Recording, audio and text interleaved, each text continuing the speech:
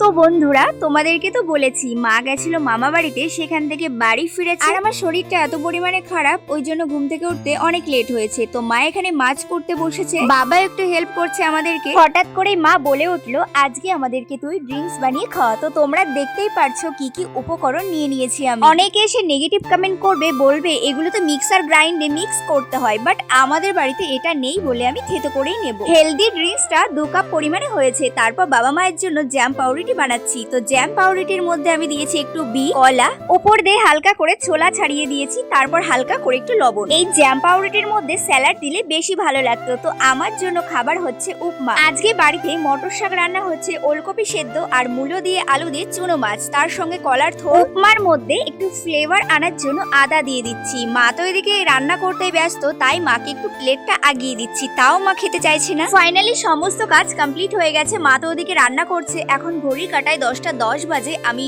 ওষুধ খেয়ে সকালে টিফিন কমপ্লিট করলাম, ডিম সেদ্ধ আর আমার ফেভারিট উপমা। প্রিয় বন্ধুরা, ভিডিও ভালো লাগলে লাইক কমেন্ট শেয়ার চাই। টাটা।